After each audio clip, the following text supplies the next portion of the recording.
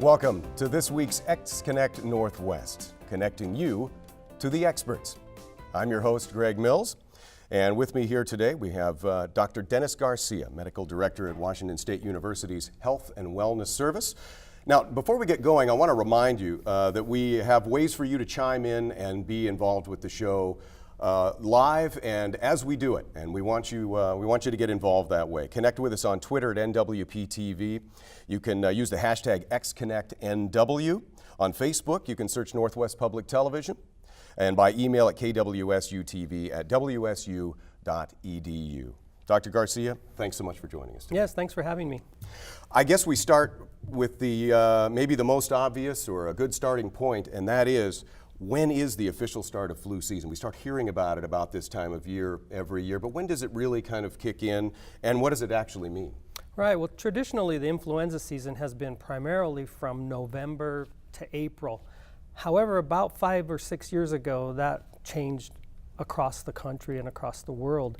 And now the influenza season primarily seems to show up as early as August and will last all the way to May for many regions. And a lot of it has to do with our mobile population and how quickly things are moving across the country and the world. So we're ready for it pretty much come when the semester starts. So this has been something that's been changing slowly over time as our population has become more mobile? Correct. We traditionally used to see influenza primarily in February and March. Those were our big hit times when I first started here. But for the past 5-6 years, it's all over the place, usually earlier fall like October. Has that changed the way that you go about trying to get the word out? I mean, obviously it would be a little bit earlier, or do you feel a different urgency to getting the word out? Yeah, absolutely. We've bumped up our media campaigns at the Health and Wellness Services and here on campus quite a few months. We didn't traditionally give the influenza vaccine until November, but now we give it as soon as it arrives to our high-risk populations for sure, but the general student population by the mid to end of September. Yeah. Our next question is one that probably needs a little filling out, and that is, the simple question is, what are the symptoms of the flu? And I think maybe part of that question is, how do you know if you really have the influenza virus versus what we call the 24-hour flu or food poisoning or some of the things that people think are the flu? Yeah, I would say the big difference for most people is that the influenza rarely causes a lot of congestion. So if you have a lot of runny, stuffy nose, productive cough, you most likely don't have influenza. It's more of a fevers, chills, body aches, scratchy throat, chest pressure. Yeah. That's pretty classic influenza. How long can a person expect to be experiencing the symptoms of influenza when you have the virus? Well, traditionally, we've always said that you could be sick for up to 2 weeks with a routine case of influenza. The younger population, we've seen it more about a 1-week duration of illness. But the older you are, the more likely you are to have it longer. Yeah. So how do people protect themselves from the flu in their day-to-day? You know the season is here. Many of us at many times we go through it and don't get the flu, probably most of us. Mm-hmm. How do you protect yourself? The best thing you can do is frequently wash your hands and keep your hands off of your face. As you know, the influenza, like most viruses, are respiratory or airborne. So washing your hands frequently before you eat. We tell our students after every class, go wash your hands, because you don't know what was on that desk or that doorknob that you used to get through that classroom. And there's thousands of students every day passing through every one of those classrooms. So wash your hands frequently helps a lot. Avoid crowds and don't smoke. Smoking seems to be a big risk factor. And it doesn't matter what you're smoking, whether it's tobacco or marijuana or a hookah. Just any smoking just tends to have a problem with congestion. Yeah, and it's the nature of smoking. Smoking's a social thing for lots of people. Mm-hmm. And so they share things that they shouldn't. Right, yeah. Exactly. So, okay, so you're into the season. We'll see a map like from the CDC that will show that there's very little activity in your area, or no activity in your area, as we get used to the idea of the flu season being upon us. And a lot of people take that to be very passive about getting out and getting a flu shot, or even thinking about getting a flu shot. What do you say to those who are being passive about that, or don't sort of heed the warnings that we're seeing coming down the pike? Yeah, my spiel on that is I tend to try to convince people that if there's no real medical reason for them not to have the influenza, they should do it for their loved ones. For example, if you have an ailing parent, a sick relative, a chronically ill relative, you getting the influenza vaccine prevents you from bringing it home to that loved one. And that's usually a good reason to have it. Not only protecting yourself, you're free to do whatever you want with yourself. However, think of the other people around you. The more people that can get immunized, the more you create this phenomenon called herd immunity, to where your community around you is protected, the more of you that have the vaccine. And so you can have a healthier community of friends and family, etc. I know I've heard people say, well, what's the use in getting or there's very little use in getting a flu shot because it's only treating the strain from last year or the year before that. We're always behind the 8 ball on what this year's strain is.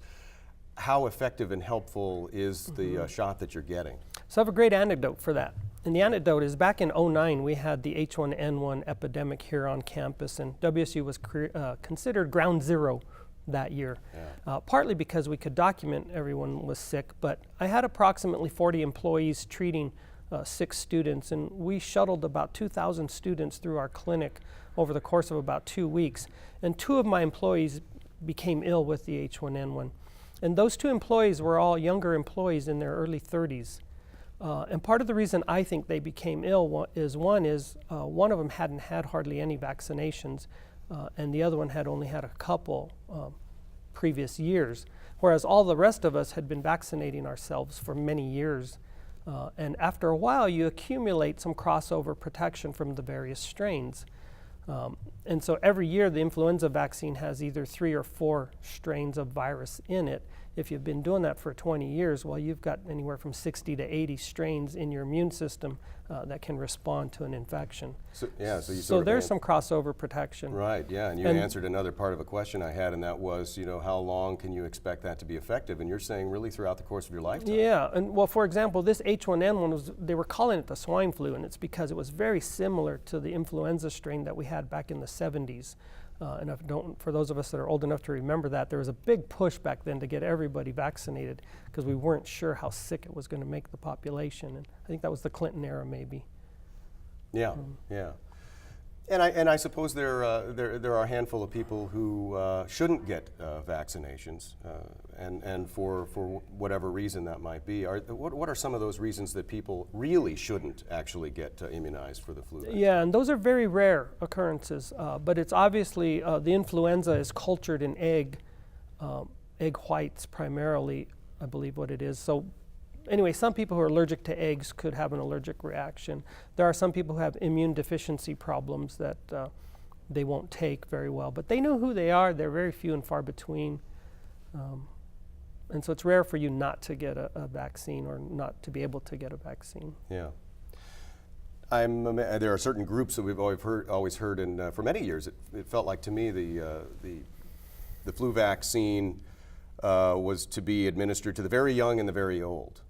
And that news has changed over the course of the years. At least it feels like it for me from just somebody who's getting the information during the flu season. There are higher risk groups, and who are they? Yeah, those are the people who tend to have what we call chronic illnesses. Asthmatics are definitely a higher risk group. Whether you have just a simple exercise-induced asthma, or if you have chronic asthma on a regular basis, or COPD, chronic obstructive pulmonary disease, or things of that nature, you should definitely get the influenza. You're a high-risk group, the vaccine, I mean, because you're more likely to end up with pneumonia or complications from it. Diabetics, other people with chronic illnesses, autoimmune disorders such as lupus or the other connective tissue disorders that you can have, those people should be getting the vaccine because they're going to get very sick if they actually get the influenza virus. So the holiday season, although it feels like we're just still stepping barely out of summer, the holiday season comes upon us pretty quickly, a lot of travel during that time. Any tips on sort of how to keep yourself safe as we're in airplanes and enclosed vehicles of different kinds together? Are there steps we can take to help? Yeah, there are. One is staying healthy, and what I mean by that is making sure you're taking care of yourself to begin with, getting a good night's sleep, not missing meals. Those things tend to have an impact on your immune system. If you smoke, try to stop smoking, because smoking increases your risk. And then, of course, proper hand hygiene. We teach it now to the little 3-year-olds in daycares now about washing your hands frequently and every hour, sort of on the hour for some places. And boy, those things make a difference. If you're a vulnerable person, meaning you have a chronic disease and you're going to be in an airplane, you should consider wearing a mask. It seems to be a little taboo. You put a mask on in an airplane and everybody looks at you kind of weird. But if you go across to Japan and China, those populations readily wear masks in airplanes. They don't care what you think, because they're trying to prevent themselves from becoming ill. Yeah, I feel like I see that even in some of the very populated areas in Asia. We'll see masks on people just in their own communities if there's a high concentration of smog or some other things like that. Right. So, yeah, you're right. You see that's very prevalent. What are we doing to get the word out in general now about getting those flu vaccinations? I know you start to see a billboard here and there, and you hear it through internal things, if you work someplace like we are at Washington State University.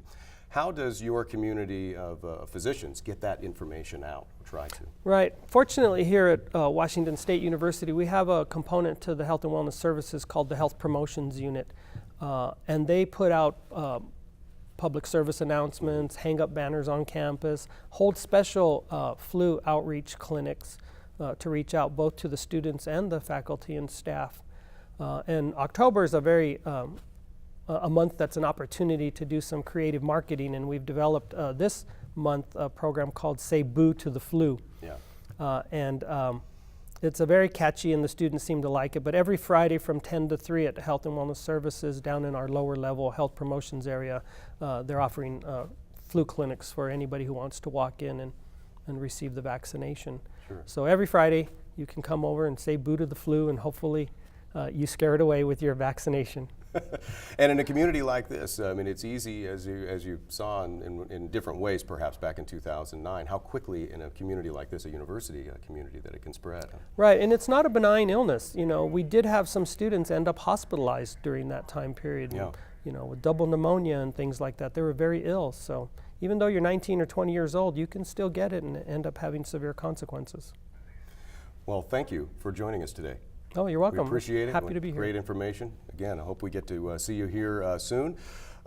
We thank you at home for joining us as well, and hope that you'll be able to chime in along the way as we go through these on Monday mornings. And you can do that by getting a hold of us on your Google Hangout. You can do that by getting a hold of us on Facebook, KWS-TV at wsu.edu, and you can also pass along your show ideas. Now, if you missed any part of today's show, by all means, don't worry, it's going to be available online at nwptv.org.